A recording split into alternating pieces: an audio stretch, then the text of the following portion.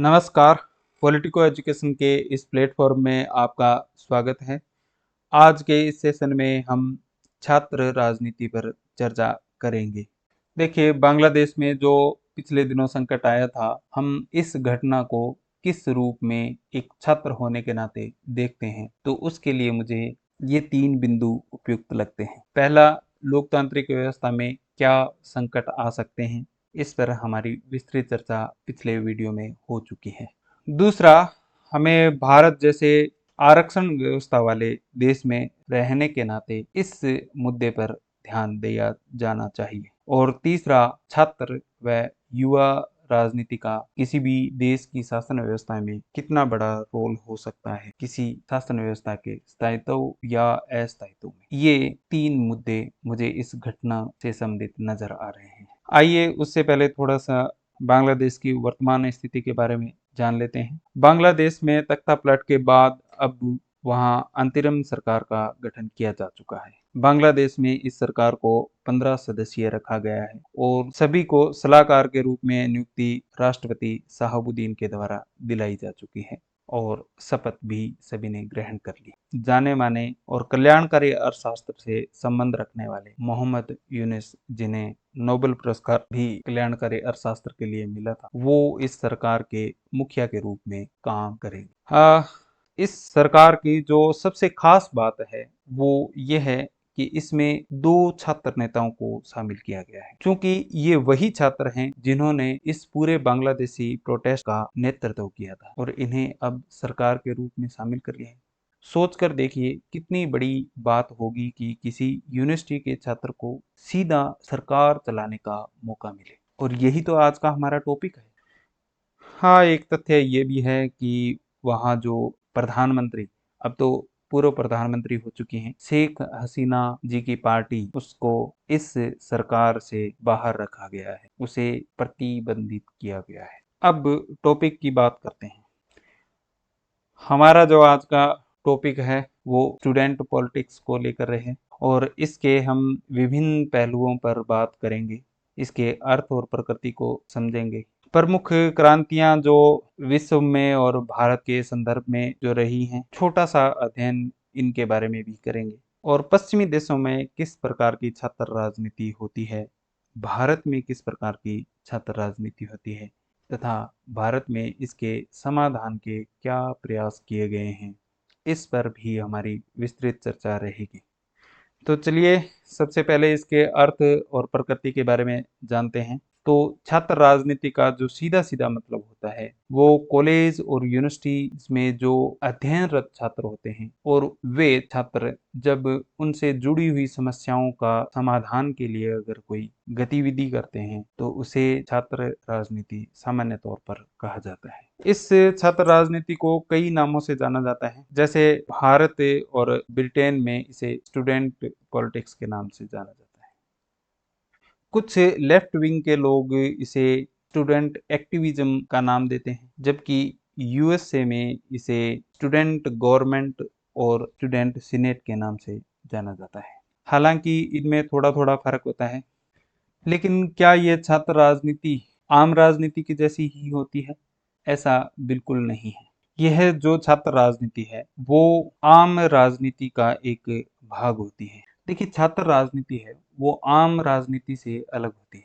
आम जो राजनीति होती है उसका क्षेत्र व्यापक होता है, संपूर्ण राज्य क्षेत्र में वह काम करती है और सभी राजनीतिक मामलों से वह जुड़ी हुई होती है। जबकि इधर छात्र राजनीति, इसका क्षेत्र है वो काफी सीमित होता है, क्योंकि यह यूनिवर्सिटी और कॉलेजेस के जो कैंपस हैं वहीं तक सीमित रहती है और केवल इसे छात्र हित में देखा जाता है। आम राजनीति के जब गवर्नमेंट वाले पक्ष में आते हैं तो तब उसका कार्य है वो सरकार चलाना और शासन चलाने से संबंधित होता है और जिसके तहत वह कानून निर्माण और उसे लागू करने और करवाने का काम जो है वो सरकार देखती है और लॉ एंड ऑर्डर मेंटेन करने का काम करती है। नो डाउट कि इसके लिए इसे एक बाध्यकारी शक्ति की जरूरत होती है, यानी आम राजनीति से जो चुनी हुई सरकार है उसके पास बाध्यकारी शक्ति होती है, जबकि छात्रों से जिनका चयन होता है और जो पदाधिकारी छात्र राजनीति से चुनकर आते हैं वो केवल दबाव समूह के रूप में काम करते हैं।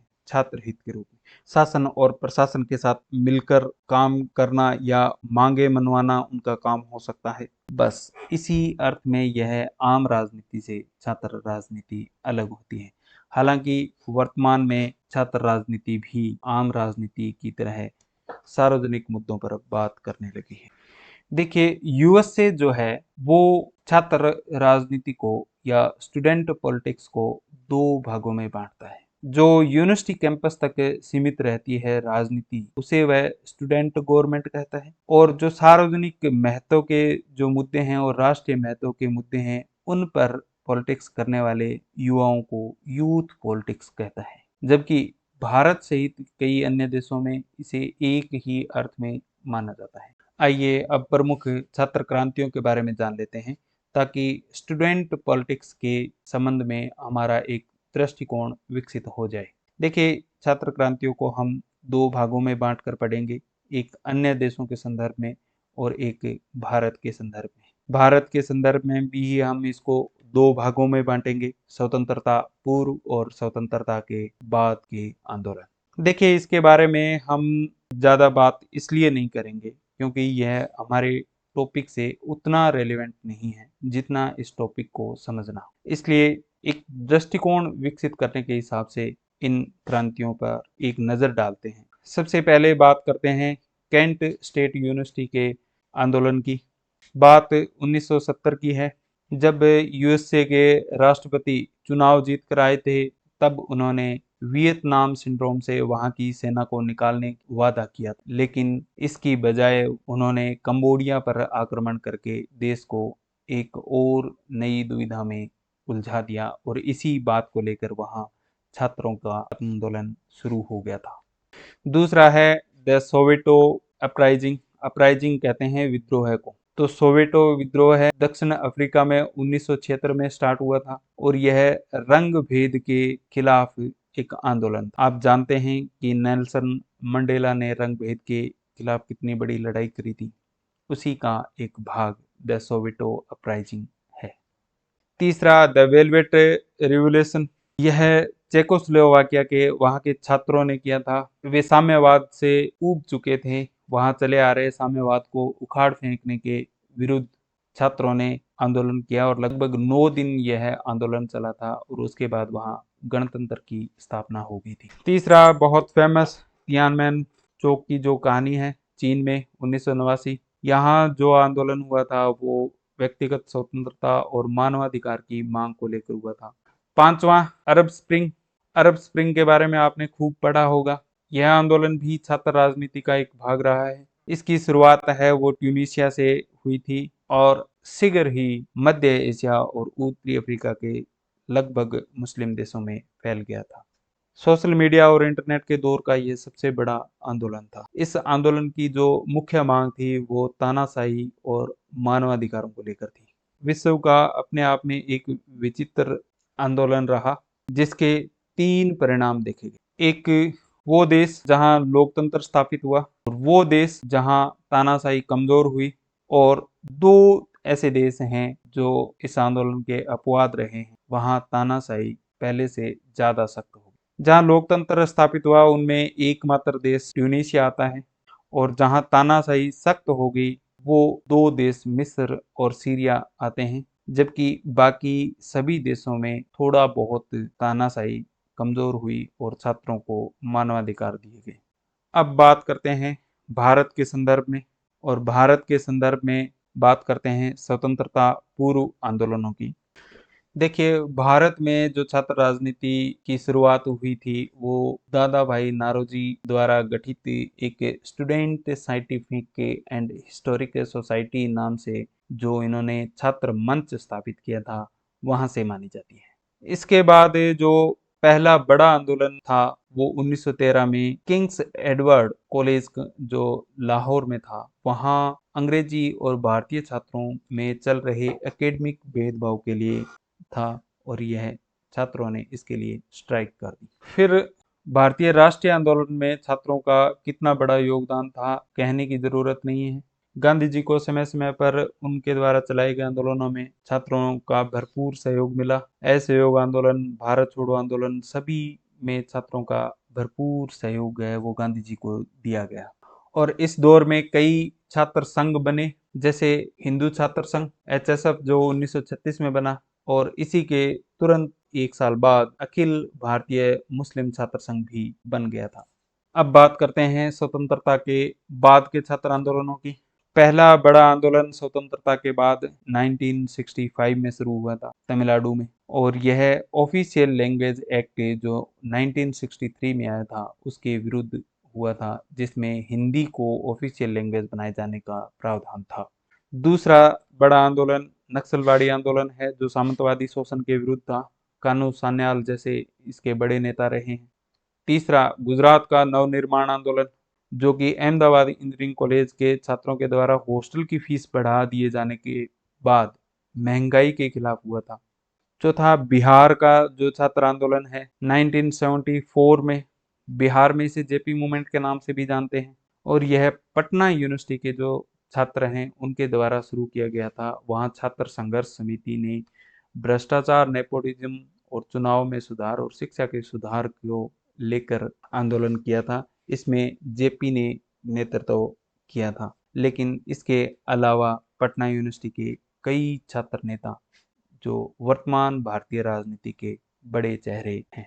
पांचवा है संपूर्ण क्रांति, जो 1975 की इमरजेंसी के दौरान हुए थे। इसमें लगभग 250-300 छात्र नेताओं ने भाग लिया था, और इनके द्वारा गठित छात्र संघर्ष समिति का नेतृत्व जेपी नारायण ने किया था, और उनका सहयोग स्वर्गीय अरुण जेटली ने दिया था। उस समय वो दिल्ली यूनिवर्सिटी के छात्र नेता थे। पांचवा बहुत बड़ा आंदोलन असम छात्र संघर्ष का रहा है, जिन्होंने अवैध प्रवास के लिए छेड़ा था। ये लगभग 6 साल तक चला था। सातवां है एंटी मंडल आंदोलन।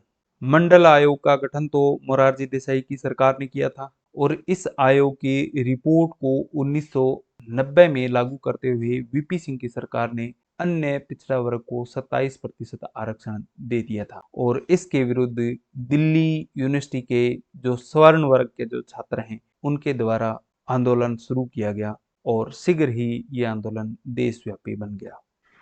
आइए अब छात्र राजनीति को पश्चिमी लोकतांत्रिक देशों और भारत के संदर्भ में देखने का प्रयास करते हैं। देखिए, पश्चिमी लोकतांत्रिक देशों में राजनीतिक संस्कृति और राजनीतिक विकास है वो विकसित रूप में पाया ही जाता है, जबकि भारत में उस स्तर का तो नहीं पाया जाता। तो इन देशों में जो छात्र राजनीति चलती है वो मुख्य तौर पर सामाजिक समस्याओं से जुड़ी होती है, नए छात्रों को मदद करने वाली होती है, सामाजिक गतिविधियों में सकारात्मक छात्रों की भागीदारी देखी जाती है, वहाँ राजनीतिक दलों को दूर रखा जाता है छात्र राजनीति से, और चुनाव में हिंसा भी नहीं होती। वहाँ छात्र जो राजनीति है वो वर्चस्व के बजाय राजनीति को शिक्षा के रूप में देखते हैं, इसलिए वहाँ छात्रों की जो राजनीति है वो उसका सकारात्मक दृष्टिकोण नजर आता है, और इसलिए उन्हें समाज भी आदर की दृष्टि से देखता है, जबकि भारत में ऐसा नहीं है।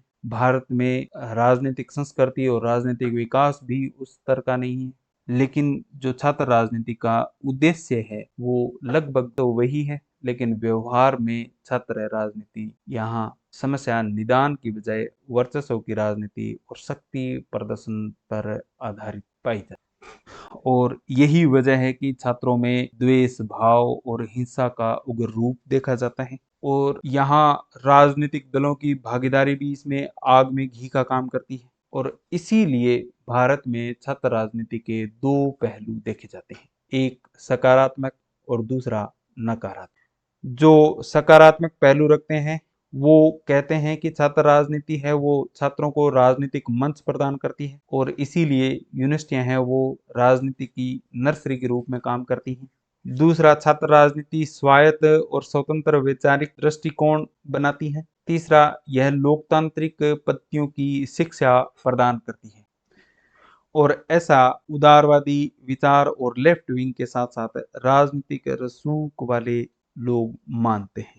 दूसरा, इसका नकारात्मक पहलू, ये मानते हैं कि छात्रों की जो राजनीति है वो शिक्षण कार्यों में बाधा डालती है। यहाँ हिंसा के प्रयोग के कारण जो अन्य छात्र हैं जो राजनीति से दूर रहना चाहते हैं उनमें भय उत्पन्न होता है, और शिक्षण संस्थाओं के प्रशासन में अनावश्यक हस्तक्षेप और दबाव बढ़ता है और इसी के परिणाम स्वरूप यहाँ शिक्षा की गुणवत्ता है वो कम होती है और अनुशासन बनाए रखने में भी मुश्किलें आती हैं और इसी कारण एक कमजोर समाज का निर्माण हो सकता है, ऐसा नकारात्मक दृष्टिकोण वाले मानते हैं। और इनमें प्रमुख हैं रूढ़िवादी और साथ ही साथ जो भारत का व्यवसायिक तबका है वो भी छात्र राजनीति को इसी दृष्टिकोण से देखते हैं।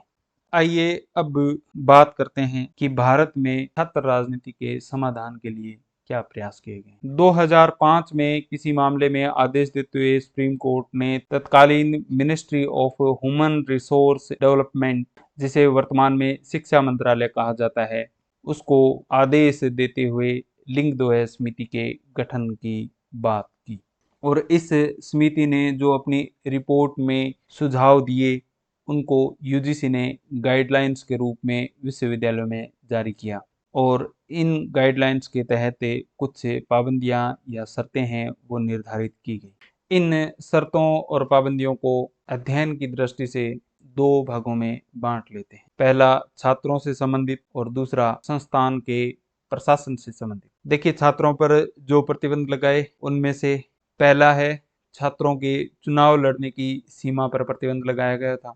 एक छात्र केवल एक बार चुनाव लड़ सकता है। दूसरा, उनकी प्रचार की सीमा को सीमित किया गया, प्रचार केवल कॉलेज परिसर तक ही किया जाएगा। तीसरा, चुनावी खर्च की जो राशि है वो सीमित कर दी गई थी, तब शायद ये 5,000 थी, अब शायद इसको बढ़ा दिया गया है। और इन चुनावों में जो खर्च होता है उसका ब्यौरा 2 सप्ताह में छात्र है वो चुनाव के बाद देगा। तीसरा, चंदा वसूली पर रोक लगा दी गई, छात्र चुनाव में खर्च के लिए चंदा नहीं लें। चौथा, परिसर में कोई हथियार या धारदार औजार नहीं ला सकता और सार्वजनिक स्थलों पर पोस्टर व बैनर नहीं लगाए जा सकते। और सबसे अहम जो व्यवस्था की गई थी वो ये थी कि जातीय, धार्मिक, सांप्रदायिक और भाषाई आधार पर कोई भी छात्र या छात्र नेता कोई ऐसी गतिविधि नहीं करेगा जिससे इन आधारों पर किसी को ठेस पहुंचे और न ही उनसे इन आधारों पर मत मांग सकता है अन्य छात्रों से कोई भी छात्र नेता, और न ही इस आधार पर किसी भी छात्र की या छात्रों का जो प्रतिनिधि है या प्रतिद्वंदी है उनकी आलोचना नहीं की जा सकती। और दूसरी तरफ है छात्रों के संस्थान से संबंधित जो शर्तें निर्धारित की गई थी उनमें पहली है कि चुनाव का संपूर्ण प्रबंधन प्रशासनिक और तकनीकी स्तर पर संबंधित विद्यालय या महाविद्यालय का प्रशासन करेगा। दूसरा, इसके लिए एक शिकायत निवारण सेल का भी गठन किया जाएगा। धन्यवाद आज के इस सेशन को देखने के लिए। अगली वीडियो में एक और किसी ज्वलंत इशू पर बात करेंगे।